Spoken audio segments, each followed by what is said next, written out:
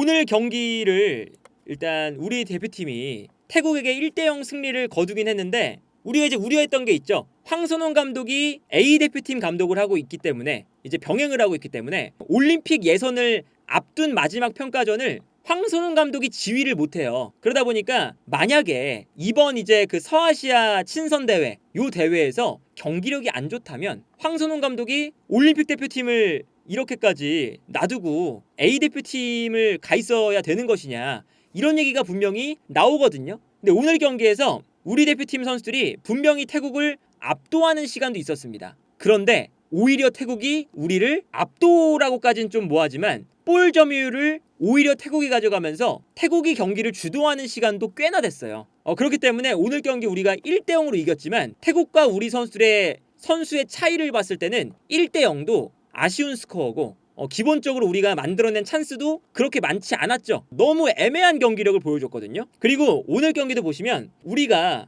황선홍 감독 체제에서 아시안게임 때부터 보여줬던 문제점이 이번 올림픽 대표팀도 약간 비슷하게 보여지고 있어요. 어떤 거냐면 황선홍 감독이 기본적으로 김민우와 김동진, 오늘 경기는 이 두 명의 미드필더 라인이었거든요. 그런데 일단 김동진 선수가 수비형 미드필더에 가깝고요. 김민우 선수는 공격형 미드필더와 중앙 미드필더를 오가는 이런 역할이에요. 그러니까 아시안게임에서 이 김민우 선수가 정호연 선수의 역할이라면 김동진 선수는 백승호 선수의 역할인 거죠. 그래서 공격할 때 김민우 선수가 약간 올라갑니다. 그래서 강현묵과 김민우, 김동진 요 세 명의 미드필더 라인이 되죠. 그리고 이 김동진 선수도 완벽하게 수비형 미드필더가 아니에요. 그러니까 마치 백승호 선수처럼 볼 배급에 능한 중앙 미드필더인데 가장 뒤에서 볼을 배급하는 역할로 약간 수비를 보호하는 역할이지만 볼 배급에 조금 더 중점을 둔 역할을 부여한 거거든요. 여기서 문제는 뭐냐? 김동진 선수 한 명만 중원에 배치가 되어 있고 가끔 가다가 황재원 선수랑 조현택 선수도 그냥 올라가 버리는 장면이 꽤나 나온다는 거죠. 뭐 상황에 따라서는 이제 이런 장면도 있어요. 조현택 선수가 좀 올라가는 역할이다 보니까 조현택 선수가 올라가고 강현묵 선수가 약간 내려옵니다. 그러면서 이제 미드필더 라인을 약간 좀 늘려주면서 약간 3백 비슷하게 가면서 왼쪽 풀백인 조현택을 높게 올리거든요. 이런 상황이 되면 미드필더 한 명이 내려온 거니까 기본적으로는 전체적으로 봤을 때 요 중원 라인에 선수가 약간 부족해져요. 좌우 측면에만 선수가 좀 많이 배치가 되어 있고 이런 형태가 우리가 가끔 나왔어요. 이 장면을 보시면 이게 어떤 장면이냐면 김지수 선수랑 옆에 있는 서명관 선수 두 명의 선수가 수비 라인을 만들고 있어요. 이 두 명의 선수가 수비 라인을 만들고 있다가 미드필더 중에 한 명이 약간 내려옵니다. 김동진 선수가 내려오고요. 그리고 왼쪽 풀백인 조현택 선수가 올라가기 시작하죠. 그리고 황재원 선수도 올라가기 시작해요. 그러다 보니까 우리가 약간 이 가운데 라인에 선수가 좀 부족해져 있는 모습이 보이죠. 그래서 이 선수가 강현묵 선수인데 강현묵 선수가 내려와서 볼을 받을 때 좀 약간 상대 선수들에게 둘러싸여 있는 모습입니다. 그러다 보니까 가장 후방에서 김지수 선수가 패스를 보내줘야 되는데 받을 선수가 앞에 없는 거예요. 그래서 이 다음 장면을 보면 김지수 선수가 이런 손동작을 합니다. 내려와라, 다가와야 패스를 줄 것이 아니냐 라는 손동작을 해요. 그런데 아무도 안 내려오니까 결국에는 그냥 왼쪽에 있는 김동진 선수한테 패스를 합니다. 그리고 김동진 선수가 볼을 받아서 중원을 거치지 않고 길게 먼저 차 놓쳐. 그리고 뛰어들어가는 선수에게 스피드 경쟁을 붙여줍니다. 되게 단순한 패스가 이제 들어가는 건데 이런 단순한 패스가 들어갈 때 태국도 어느 정도 예상이 되다 보니까 이런 롱패스가 잘 이루어지질 않았어요. 그러니까 기본적으로 이 황선홍 감독의 축구가 약간은 중원 라인에 선수가 없을 때가 좀 있어요. 그리고 기본적으로 이 황선홍 감독의 축구가 롱킥을 많이 때릴 때가 있습니다. 그러다 보니까 약간은 단순하게 느껴지죠. 물론 이게 나쁜 건 아닙니다. 물론 이 중원을 거치지 않고 길게 뿌려서 그게 잘 통해서 득점을 만들면 좋은 거겠죠. 그런데 우리 그 황선홍 감독의 약간의 아쉬운 점 중에 하나가 오늘도 태국이 거의 밀집 수비를 했어요. 전반전엔 특히 본인들이 아무래도 실력이 많이 뒤떨어지다 보니까 밀집 수비를 많이 했습니다. 그런데 그냥 김민우 미드필더 한 명이 올라가고 강성진 오른쪽에서 양현준 다 올라가고 조현택도 올라가고 미드필더 라인에서 선수를 그냥 많이 붙여놓고 키가 큰 선수 이영준 선수가 있으니까 그냥 한 번에 뻥 때려놓자. 뭐 뛰어들어가는 강성진에게 한 번에 뻥 찔러놓자. 혹은 뛰어들어가는 양현준에게 뻥 찔러놓자. 이 정도 형태의 공격 방식이 실제로 많이 나왔거든요. 그리고 이제 아무래도 태국이 밀집 수비를 할 때 조금 더 그런 장면이 나오면서 답답한 모습들이 좀 나왔었죠. 이 장면도 김지수 선수가 볼을 끌고 올라오다가 패스를 줄 곳이 없었어요. 그러다 보니까 패스를 줄 곳이 없어서 다시 이제 왼쪽 선수에게 줍니다.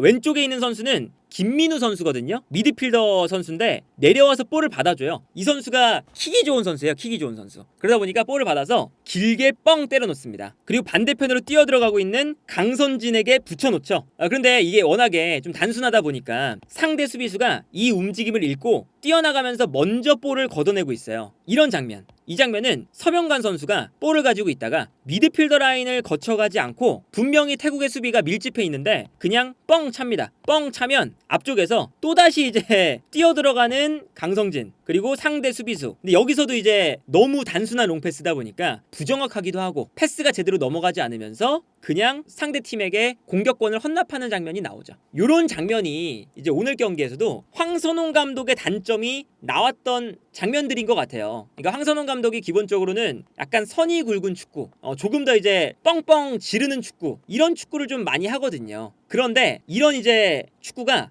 대회에 나갔을 때 특히나 어려움을 겪으면서 오늘은 1대0으로 이겼는데 결과가 안 나올 가능성이 좀 높습니다. 왜냐면 이제 우리가 올림픽 예선에 가면 대부분의 팀들이 우리보다 약팀이에요. 일본을 제외하고는. 그러다 보니까 다 정말 밀집 수비로 막 할 거예요. 근데 이 밀집 수비를 그냥 단순히 뻥축구라서 롱패스를 많이 해서 나쁘다라는 게 아니라 롱패스를 할 거면 선수들을 끌어내는 동작이 필요하죠. 그게 좀 아쉬워요. 그러니까 예를 들면 황선홍 감독이 기본적으로 요 앞선 라인에 김민우라던가 강현묵이라던가 양현준, 강성진 이런 선수들을 배치한 이유가 뭐냐면요. 이 선수들의 공통점이 약간 멀티성을 가진 자원들이에요. 이 선수들이 강성진 선수 같은 경우도 측면에 있다가 가운데로 들어올 수 있는 선수죠. 김민우 같은 선수도 미드필더 라인과 공격 라인을 왔다 갔다 할 수 있는 선수죠. 강현묵 선수도 미드필더 라인과 중앙 미드필더 혹은 측면으로 돌아뛸 수도 있는 선수예요. 양현준도 오른쪽과 왼쪽 가운데로 뛰어들어갈 수 있는 선수거든요.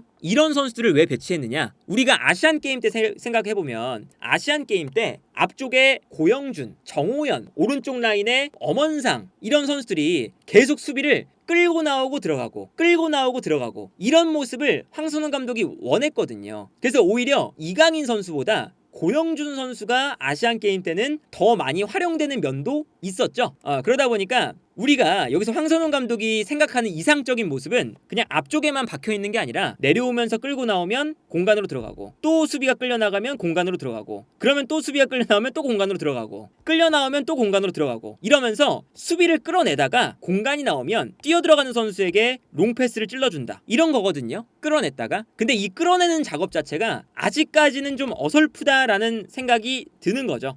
그래서 이런 이제 스위칭 플레이라던가 앞쪽에 선수를 배치한 다음에 자리를 바꾸면서 상대 수비를 끌어내려는 이제 동작도 어느 정도 나오기도 하고 의도성은 있으나 그 의도성에 비해 기본적인 결과물은 그렇게까지 퀄리티가 높지 않다. 그런데 오늘 경기에서 그래도 이 황선홍 감독 체제에서 통했던 패턴이 있습니다. 그리고 황선홍 감독이 이거를 아시안 게임 때부터 사용을 많이 했었거든요. 어떤 거냐면 인버티드 풀백. 기본적으로 아까 말씀드렸던 것처럼 김민우 선수가 한 칸 올라가서 공격적으로 올라가잖아요. 올라갔을 때 황재원과 조현택이 그냥 직선적으로 올라갈 때도 있어요. 앞으로. 그런데 상황에 따라서는 김동진의 주변으로 약간 가운데로 들어가 줍니다. 그러면서 이제 어떤 장면이 나오냐면 우리가 토트넘 경기를 보면 좌우 측면 공격수들이 넓게 움직이면서 수비를 끌어내죠. 그리고 오히려 안쪽으로 들어와 있는 풀백들이 이 공간으로 뛰어가요. 이런 작업들을 황선홍 감독이 전반전에는 그래도 보여줬습니다. 저 모습이 그래도 태국과의 경기에서 가장 공간을 만들면서 무너뜨렸던 플레이가 나왔던 장면들이거든요. 그리고 저게 황선홍 감독이 이제 아시안 게임 때부터 계속 이제 활용을 하려고 노력을 했어요. 그런데 아시안 게임 때는 오히려 저 인버티드 풀백을 약간 좀 잘못 쓰는 경향이 있었습니다. 왜냐면 좌우 측면을 넓게 쓰는 게 아니라 좁게 쓰면서 뛰어들어갈 공간이 없었거든요. 그런데 이번 경기는 그래도 이러한 이제 끌어낸 다음에 침투하는 인버티드 풀백의 뭔가 움직임이 나쁘진 않았다. 이 장면 보시면 황재원 선수가 이 장면에서는 가운데로 들어가고 있죠. 그리고 중원에서 김민우 선수가 볼을 받았어요. 김민우 선수가 볼을 받아서 반대편으로 방향 전환 패스를 해줍니다. 그럼 반대편에 강성진 선수가 넓게 움직이면서 볼을 받아줘요. 그 순간 상대 수비가 한 명 끌려 나오죠. 그때 황재원 선수가 가운데로 들어가다가 수비가 끌려 나오는 걸 보고 이 공간으로 뜁니다. 마치 토트넘의 클루세프스키와 포로의 움직임처럼. 그래서 강성진 선수가 볼을 받아서 뛰어들어가는 황재원 선수에게 패스를 보내주죠. 그러다 보니까 요 뒷공간이 무너지면서 뛰어들어가는 황재원 선수에게 공간이 나요. 여기서 이제 크로스가 올라오면서 결정적인 찬스가 나오는 이런 장면이었거든요. 요 장면을 보면 황재원과 강성진의 움직임 그래도 괜찮았었고, 그러니까 저런 플레이들은 기본적으로 황선홍 감독이 어느 정도는 준비하고 있는 패턴이다. 그리고 이 패턴에서 득점이 나왔어요. 실제로 이 장면을 보시면 아까 말씀드렸던 올라갔다 내려왔다 윤활유 역할을 해주는 김민우 선수가 내려옵니다. 내려오면서 볼을 받고 있고, 조현택 선수는 안으로 들어가고 있고, 양현준 선수는 측면으로 빠지고 있어요. 인버티드 풀백의 움직임을 가져가는 거죠. 그리고 이때 안쪽으로 풀백이 들어오니까 태국의 수비수가 고민에 빠집니다. 양현준을 따라가야 되느냐 아니면 조현택을 막아야 되느냐, 이 고민을 하고 있을 때 순간적으로 조현택 선수를 놓쳤어요. 그리고 미드필더 라인에서 김민우 선수가 요 라인 사이로 패스를 기가 막히게 넣어줬습니다. 넣어주면서 요 공간에서 조현택 선수가 볼을 받게 되죠. 여기서가 일단은 좋았고, 그리고 조현택 선수가 강현묵 선수가 공격형 미드필더에 올라가 있다 보니까 강현묵 선수에게 패스를 받자마자 패스를 보내줍니다. 그 다음에 본인은 가운데로 뛰어들어가요. 그리고 여기서 강현묵 선수의 정말 환상적인 로빙 패스가 나오죠. 이 패스가 들어가면서 조현택 선수가 침투에 들어가서 득점까지 만드는 모습을 볼 수가 있었습니다. 이 장면을 보면 조현택 선수가 가운데로 들어갔다가 그 조현택 선수의 움직임을 활용해서 김민우가 패스를 보내주고, 거기서 조현택 선수가 볼을 받아서 강현묵에서 다시 조현택이 안쪽으로 들어가서 득점까지 만들어내는 이 장면은 그래도 우리가 준비해왔던 패턴으로 득점을 만들어낸 것이기 때문에 이 장면 자체는 나쁘지 않고 오히려 매우 좋은 장면이었다. 그런데 이렇게 조현택의 움직임 그리고 오른쪽에 황재원의 움직임, 이 두 인버티드 풀백의 움직임을 제외하면 우리가 사실상 유효한 슈팅 찬스라던가 유효한 공격 찬스를 많이 못 만들었어요. 태국을 상대로.